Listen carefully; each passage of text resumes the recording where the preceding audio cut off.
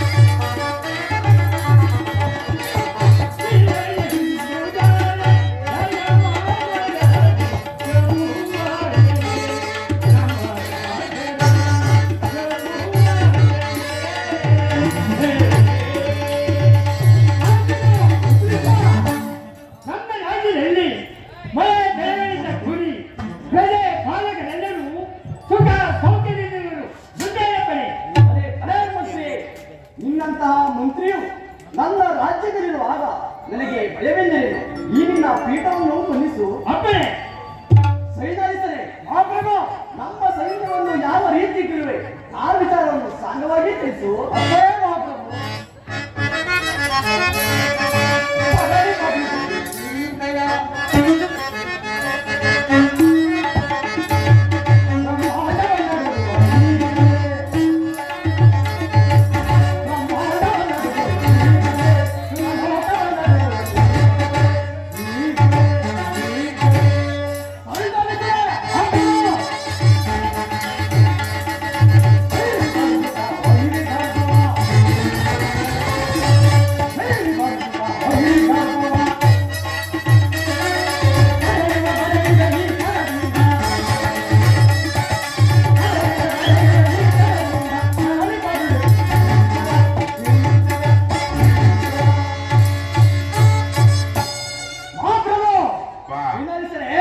ನಮ್ಮ ಸೈನ್ಯವನ್ನು ಕಂಡರೆ ಪರಮಾಗರ ಸೈನ್ಯವು ಓಡುತ್ತಿರುವುದು ಮುಂದೇನಪ್ಪಣೆ. ನಿನ್ನಂತಹ ಸೈನ್ಯವನ್ನು ನನ್ನ ಸೈನ್ಯದಲ್ಲಿರುವಾಗ ನನಗೆ ಭಯವೆಂದರೇನು? ಈ ನಿನ್ನ ಪೀಠವನ್ನು ಅಲಂಕರಿಸು. ಅಪ್ಪಣೆ ಮಹಾಪ್ರಭು.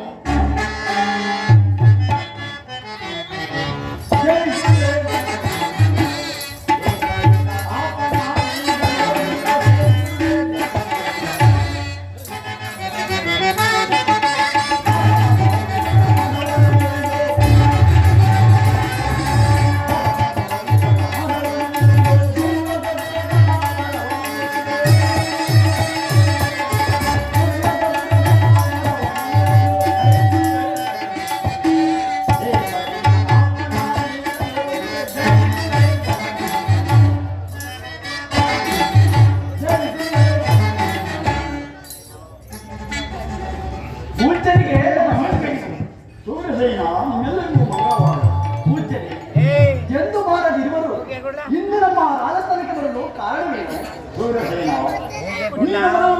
ಅಮಾವಾಸ್ಯೆಯನ್ನು ಕೊಟ್ಟರಾದರೆ ಅನಂತರ ಪೂಜನೆ ಕೊಟ್ಟ ಭಾಷೆಗೆ ತಪ್ಪಲಾರೆನು. ಇದು ತೆಗೆದುಕೊಳ್ಳಿ. ಸೂರ್ಯಸೇನ, ನಿನ್ನ ರಾಜ್ಯವನ್ನು ನನಗೆ 3 ಗಳಿಗೆ ಕಾಲ ಬಿಡಬೇಕು. ನಾನು ರಾಜನಾಗಿದ್ದೀನಿ, ನೀನು ನನಗೆ ಮಂತ್ರಿಯಾಗು. ನಿನ್ನ ಸೈನ್ಯಾಧಿಪತಿಗಳನ್ನು ಅಯಲಿಸು. ಶಿವ ಶಿವ, ಈ ಪೂಜ್ಯರಿಗೆ ಭಾಷೆ ಕೊಟ್ಟು ಮೋಸ ಹೋದನಲ್ಲ. ಕೊಟ್ಟ ಭಾಷೆಗೆ ತಪ್ಪಲಾರೆನು. ಇದು ತೆಗೆದುಕೊಳ್ಳಿ.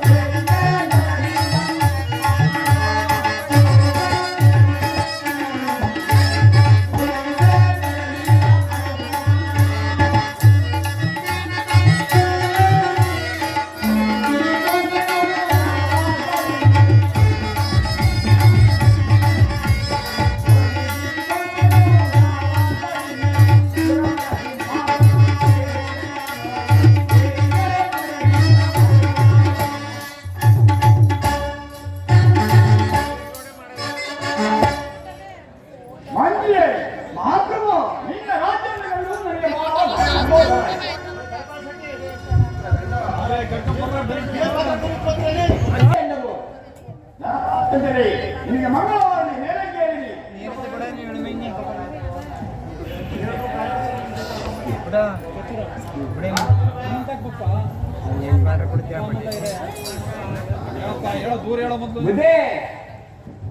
ಇವರು ನಮ್ಮ ಮನೆಯಲ್ಲಿ ಬಂಗಾರ ಜಿಲ್ಕೆ ಕಟ್ಕೊಂಡು ಕಟ್ಟಿಲ್ಲ ಅಂತ ಸುಳ್ಳು ಹೇಳ್ತಾರೆ ಬುದ್ಧಿ. ಅದನ್ನು ಕೊಡಿಸಬೇಕು ಮಾತ್ರವು. ಆ ಬಂಗಾರ ಜಿಲ್ಕೆಯನ್ನು ನಾನು ಕೊಡಿಸೋಣ. ನೇರಿನ ಹೊರಡಿರಿ. ಆಗಬಹುದು ಮಾತ್ರವು. ಆ ಬಂಗಾರ ಜಿಲ್ಕೆಯನ್ನು ತೆಗೆದಿದ್ದರೆ ಕೊಟ್ಟಿರು. ಇಲ್ಲದಿದ್ದರೆ ನನ್ನ ಸುಮ್ಮನೆ ಬಿಡುವುದಿಲ್ಲ. ಇಲ್ಲ ಮಹಾರಾಜ, ಶಿವನ ಸಾಕ್ಷಿಯಾಗಿಯೂ ಸತ್ಯವಾಗಿಯೂ ನಾನು ಆ ಬಂಗಾರ ಜಿಲ್ಕೆಯನ್ನು ಅಲ್ಲೇ ಬರುವೇನೆ. ಆ ಬಂಗಾರ ಜಿಲ್ಕೆಯನ್ನು ತೆಗೆದಿದ್ದರೆ ಕೊಟ್ಟಿರು. ಇಲ್ಲದಿದ್ದರೆ ನನ್ನ ಸುಮ್ಮನೆ ಬಿಡುವುದಿಲ್ಲ. ಆ ಬಂಗಾರದ ಜಿಲ್ಕೆಯನ್ನು ನಾವು ಕೊಂಡರು ನೇತೃತ್ವ ಸ್ವಾಮಿ. ಮಂತ್ರಿ ಮಹಾಪ್ರಭು, ಇವರಿಗೆ ಯಾವ ಶಿಕ್ಷೆಯನ್ನು ಒಂದು ಹೇಳಬೇಕು ಅದನ್ನು ಜಾಗೃತಿಯಾಗಿದ್ದೀರಿ. ಅಪ್ಪಳೇ ಮಹಾಪ್ರಭು, ಈತನು ಸುಳ್ಳು ಹೇಳುವ ದೆಸೆಯಿಂದ ಈತನ ಕಣ್ಣುಗಳನ್ನು ಕೀಳಬೇಕು. ಈಕೆಯು ಸುಳ್ಳು ಹೇಳುವ ದೆಸೆಯಿಂದ ಈಕೆಯ ನಾಲಿಗೆಯನ್ನು ಕತ್ತರಿಸಬೇಕು. ಆಗಬಹುದು ಮಹಾಪ್ರಭು.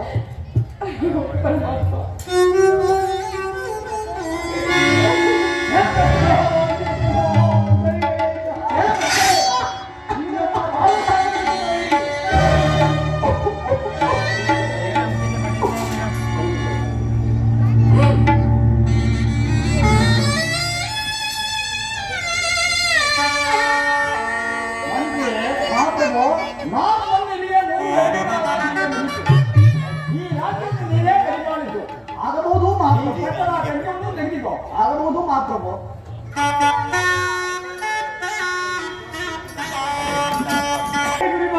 ದೇವ ಎಂತ ಕಷ್ಟಕ್ಕೆ ಮಾಡಿ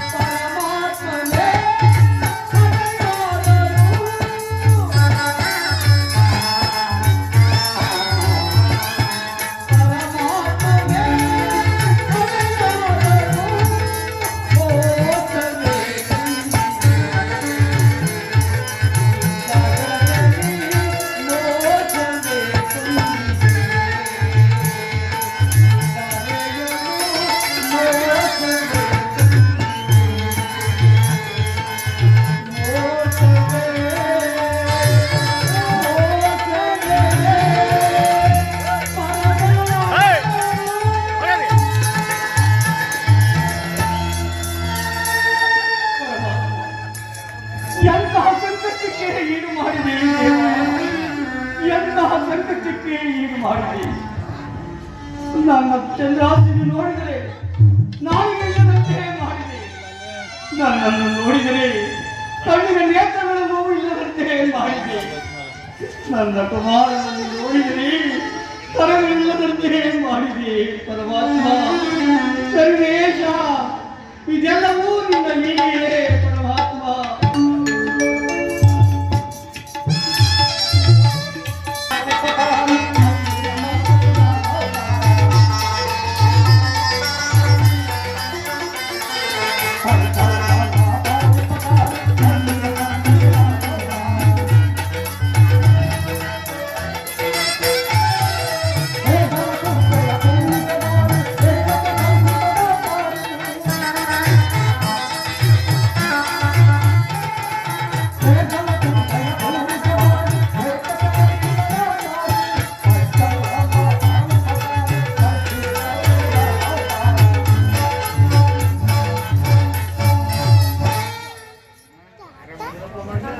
ಏನಪ್ಪ ಮಾಡಿ ನಮ್ಮಲ್ಲಿ ಕಬ್ನಾಬಡಿ ಇಲ್ಲ. ಎಲ್ಲಾದ್ರೂ ಹೋಗಿ ಒಂದು ಹಾಲಾರು ಕರ್ಕೊಂಡು ಬಂದ್ಬಿಡ್ತಾರಪ್ಪ.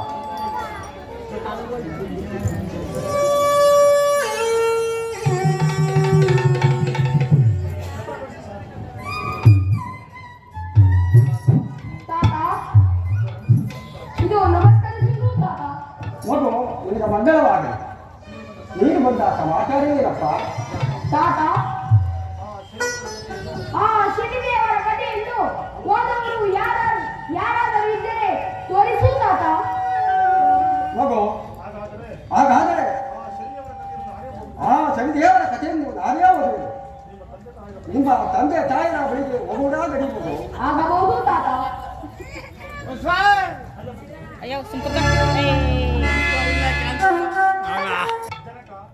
ಜನಕ, ನೀವು ಹೇಳಿದ ಹಾಗೆ ಆ ಶ್ರೀದೇವರ ಕಥೆಯನ್ನು ಓದುವ ಪಂಡಿತರನ್ನು ಕರೆದುಕೊಂಡು ಬಂದಿರುವುದು ಜನಕ.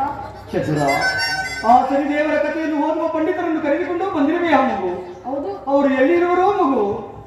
ಜನಕ, ಇಲ್ಲೇರುವುದು ಜನಕ. ಸ್ವಾಮಿ, ಆ ಶನಿದೇವರ ಕಥೆಯನ್ನು ಓದಿ ನಮ್ಮ ಮನಸ್ಸನ್ನು ಸಂತೋಷಪಡಿಸಿರಿ ಸ್ವಾಮಿ. ನಿನಗೆ ನೋಡಿದ್ರೆ ಕಂಡೇ ಇಲ್ಲ, ಈ ಮಾಮನ್ ನೋಡಿದ್ರೆ ನ್ಯಾಯರೇ ಇಲ್ಲ, ನೀವೇನು ನೋಡಿದ್ರೆ ಕೈಯೇ ಇಲ್ಲ. ಶನಿದೇವರ ಕಥೆ ಹೊತ್ತು ಚೆನ್ನಾಗಿ ಓದ್ತೀರಿ. ನನಗೆ ಕೊಡಿಗಪ್ಪ ಓದಿದ್ಮೇಲೆ ಏನೆಯ ಸಂಬಳ ಕೊಡ್ತೀರಿ ಸ್ವಾಮಿ. ನಾವು 3 ಜನ ತಂದು ನಿಮ್ಮ ಮನೆಯಲ್ಲಿ ಯಾವ ಕೆಲಸವನ್ನು ಹೇಳ್ತೀರಿ ಆ ಕೆಲಸವನ್ನು ಮಾಡುತ್ತೇವೆ ಸ್ವಾಮಿ. ಆ ಸ್ವಾಮಿಯ ಕಥೆಯನ್ನು ಓದಿ ನಮ್ಮ ಮನಸ್ಸನ್ನು ಸಂತೋಷಪಡಿಸಿರಿ ಸ್ವಾಮಿ. ನೋಡಪ್ಪ, ಹಾಗಾದ್ರೆ ಹೇಳ್ತೀನಿ ಕೇಳಪ್ಪ. ಆ ಶನಿದೇವರೆಂದರೆ ಸಾಮಾನ್ಯ ದೇವರಲ್ಲ. ಆತನು ಸತ್ಯ ಚಂದ್ರಾದಿಗಳನ್ನು ಬಿಟ್ಟವನಲ್ಲ. ಆತನೊಂದು ಯಾರು ಭಯ ಭಕ್ತಿಯಿಂದ ಪೂಜಿಸುವರೋ ಧ್ಯಾನಿಸುವರೋ ಅಂಥವರಿಗೆ ಸಕಲ ಸೌಭಾಗ್ಯವನ್ನು ಕೊಟ್ಟು ಕಾಪಾಡುವರು. ಯಾರು ಆತನನ್ನು ಗೆರೆಯುವರೋ ಈ ಆಡಿಸುವರೋ ಅಂಥವರಿಗೆ ನಿನಗೆ ಕೊಟ್ಟಂತ ಕಷ್ಟಕ್ಕಿಂತ ಲೆಕ್ಕದ ಕಷ್ಟವನ್ನು ಕೊಡುವರು. ಆದ್ದರಿಂದ ಆ ಶನಿದೇವರಿಗೆ ದೊಡ್ಡವರೆಂದು ನಿಮ್ಮ ಸಭೆಯಲ್ಲಿ ಹೇಳ್ತಿರುವರು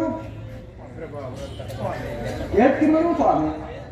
ಸ್ವಾಮಿ, ಆ ಶನಿದೇವರ ಕಥೆಯನ್ನು ಕೇಳಿ ನಮ್ಮ ಮನಸ್ಸಿಗೆ ಬಹಳ ಸಂತೋಷವಾಯಿತು. ನಡೆಯಿರಿ, ನಿಮ್ಮ ಮನೆಗೆ ಯಾವ ಕೆಲಸವನ್ನು ಮಾಡಬೇಕು ನಾವು 3 ಜನರು ಬರುತ್ತೇವೆ. ನಡೆಯಿರಿ ಸ್ವಾಮಿ, ಕರೆದುಕೊಂಡು ಬನ್ನಪ್ಪ ಬನ್ನಿ.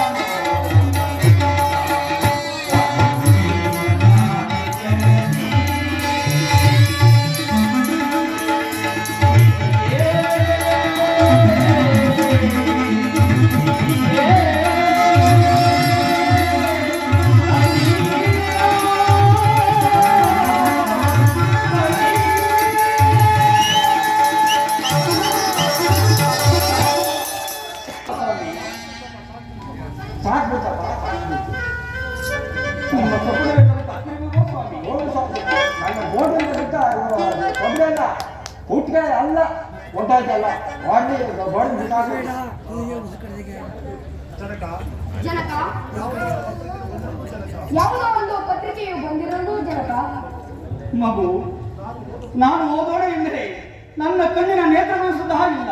ನೀನಾದರೂ ಓದಿ ತಿಳಿಸು ಮಗು. ಆಗಬಹುದು ಜನಕ.